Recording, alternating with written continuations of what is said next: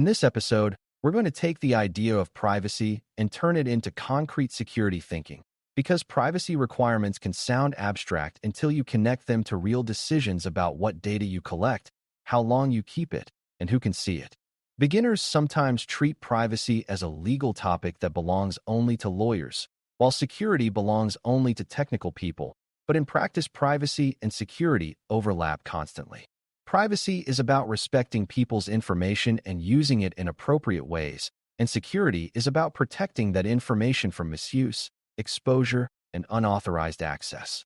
When privacy expectations are not translated into practical controls, organizations tend to collect too much, keep it too long, and share it too widely, which increases both harm and risk. The good news is that privacy can be managed with habits that are understandable even to new learners. Minimize what you collect, retain it only as long as necessary, and control access so only the right people and systems can use it. By the end, you should be able to explain how these three ideas become day-to-day controls that reduce incidents and build trust.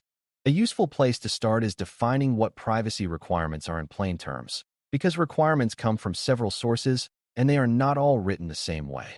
Some privacy requirements come from laws and regulations, some come from contracts, and some come from promises an organization makes in its own policies and customer agreements. Even without naming specific laws, you can think of privacy requirements as rules about personal data, meaning information that can identify someone or describe them in a sensitive way. That might include names, contact information, location data, account identifiers, financial details, or any combination that points back to a specific person. Privacy requirements often include expectations about purpose, meaning you should collect data only for a defined reason and not reuse it for unrelated reasons without permission. They also include expectations about transparency, meaning people should not be surprised by what is collected or how it is used. For security leaders, the key point is that privacy requirements are not satisfied by good intentions. They are satisfied by controls that make the intended behavior predictable. When controls reflect requirements, privacy stops being a vague goal and becomes a measurable practice. Minimization is the first major concept because it is the simplest way to reduce privacy risk. Do not collect what you do not need. Data minimization means collecting the smallest amount of personal data that still allows a system to function and achieve its purpose. Beginners often assume that collecting more data is always better because it might be useful later, but that mindset creates a large risk surface. Every extra field you collect must be protected, logged, governed, backed up, and eventually deleted, and every one of those steps is a chance for exposure. Minimization also helps because it reduces the harm if an incident occurs. If you never collected a sensitive detail, it cannot be leaked. Another way to view minimization is that it forces clarity, because teams must be able to explain why each piece of personal data exists. If the only reason is curiosity or habit, the data probably should not be collected. Minimization is both a privacy strategy and a security strategy, because fewer secrets are easier to defend. To translate minimization into controls, you need practical mechanisms that make data collection deliberate rather than accidental. One control is limiting data fields and forms and APIs so the system simply does not accept unnecessary information. Another control is separating optional fields from required fields, so users are not forced to share extra details just to use a service. A related control is designing identifiers carefully, because systems often create internal identifiers that are safer than using sensitive personal values as keys. For example, using an internal account ID can reduce reliance on storing or passing around sensitive personal values in many places. Minimization also includes reducing the spread of personal data across systems, because data is often duplicated for convenience. If multiple systems hold copies of personal data, then many teams and many access paths become part of the privacy boundary. Translating minimization into reality, therefore, includes choosing where personal data is allowed to live and discouraging uncontrolled copies. When you hear minimization, think fewer fields, fewer copies, and fewer pathways. Retention is the second major concept because privacy and risk grow over time when data accumulates. Data retention is the decision about how long personal data is kept and what triggers deletion or archiving. Beginners sometimes assume that storage is cheap, so keeping everything forever is harmless, but long retention creates predictable problems. Old data is often poorly understood, and it can include outdated or incorrect information that creates confusion and harm. Old data is also attractive to attackers because it can be valuable for identity fraud, profiling, or other misuse. Retention also increases exposure scope, because a breach might include years of records rather than a small recent set. A privacy-aware approach treats retention as a life cycle, where data is collected, used, stored, and then removed when it is no longer needed. The goal is to keep data only as long as it supports a legitimate purpose and then delete it reliably. Translating retention into controls requires both policy clarity and technical enforcement, because a rule that says delete data after a period is useless if nothing actually performs the deletion.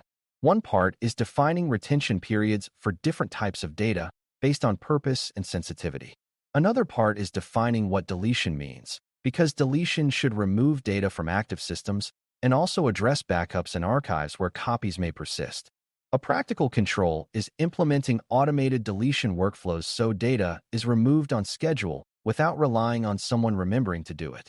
Another control is implementing legal holds, which are special situations where deletion must be paused for a defined reason, such as an investigation or dispute. Retention controls also include documenting where data is stored, because you cannot delete what you cannot find. This ties back to minimizing copies, because the more copies exist, the harder reliable deletion becomes. Retention is a privacy control that also strengthens security, because it shrinks the amount of sensitive data available to be stolen. Access is the third major concept because privacy is violated most often through inappropriate access, whether intentional or accidental. Access control is the practice of deciding who can view, change, or export personal data and ensuring those decisions are enforced. Beginners sometimes think access control means only external attackers, but many privacy incidents involve internal misuse or internal mistakes. A support employee might view records they do not need, a developer might pull a dataset for testing, or a system might share data with another system in a way nobody expected. Translating privacy requirements into access controls means defining roles and purposes for access. If someone's job does not require viewing a particular category of personal data, they should not have access, even if it would be convenient. This is the principle of least privilege applied to privacy, and it is one of the most effective ways to prevent harm. Access is not only about preventing entry, it is also about controlling what can be done once entry is granted. Access controls that support privacy often include limiting bulk access and limiting export capability, because the greatest harm tends to come from large-scale data extraction. A system might allow a user to view a single record as part of normal work, but exporting thousands of records is a different risk level.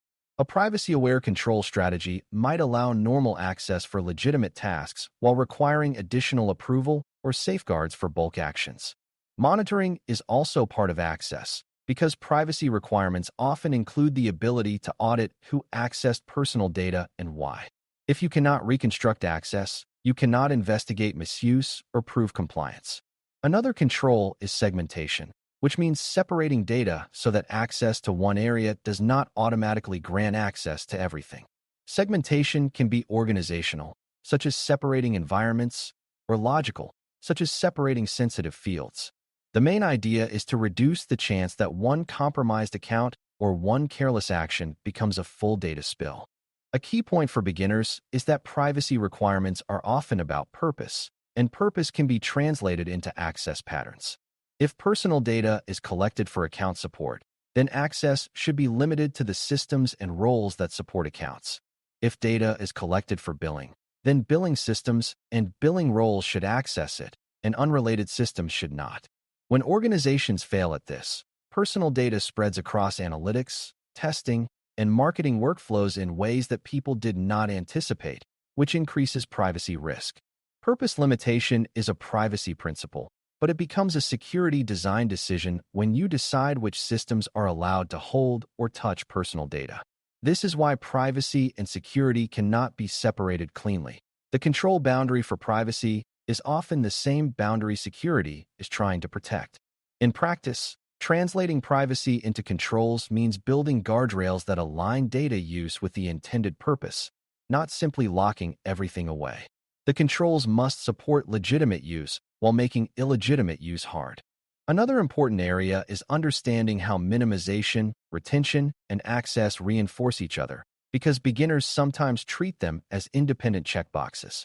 If you minimize data collection, you reduce the number of sensitive fields that need access controls and reduce the amount that must be deleted later.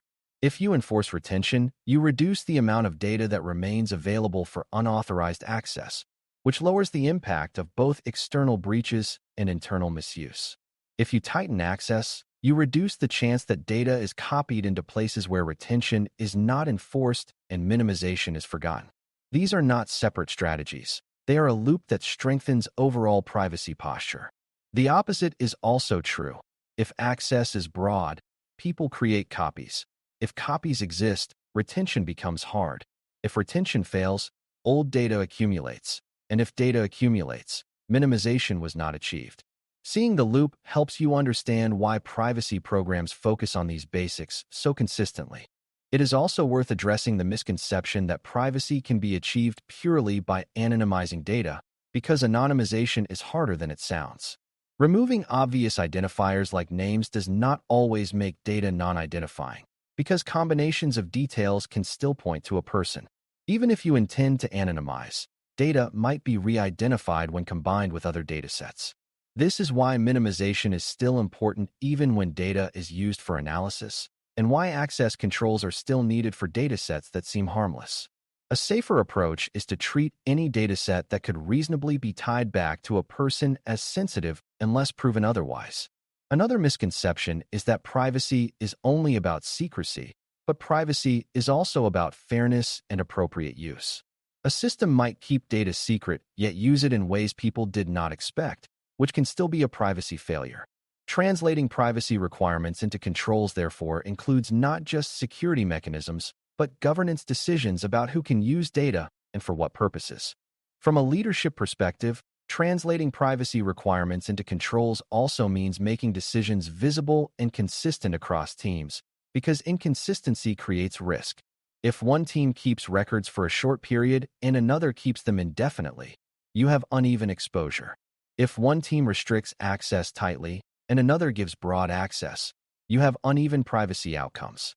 Baselines and policies, even without naming them explicitly, help ensure that minimization, retention, and access are not reinvented every time a new system is created. Clear ownership also matters, because someone must decide what data is necessary, how long it should be kept, and which roles need access. Without ownership, decisions drift, and privacy becomes a series of accidental outcomes. When ownership is clear, teams can ask better questions early, like whether a new field is necessary or whether a retention period is appropriate. That early questioning prevents expensive cleanup later, because once personal data is collected and copied widely, it is hard to claw back. As we close, remember that privacy requirements become practical only when you translate them into controls that shape everyday behavior, not just into statements of intent. Minimization is the control mindset that says collect less, store fewer sensitive fields, and avoid unnecessary copies so the attack surface stays small. Retention is the lifecycle mindset that says keep data only as long as it supports a legitimate purpose and delete it reliably so old risk does not accumulate. Access is the enforcement mindset that says only the right roles and systems should touch personal data, with strong auditing and limits on bulk extraction. When these three are designed together, privacy becomes easier to maintain because the system naturally resists over-collection, over-retention, and oversharing. That is the real meaning of translating privacy into controls. You make the safest behavior the normal behavior, and you reduce the chance that someone's personal information becomes collateral damage in a technical failure or a rushed decision. Thanks for listening. For more audio courses, daily newsletters, and more, please visit DailyCyber.News.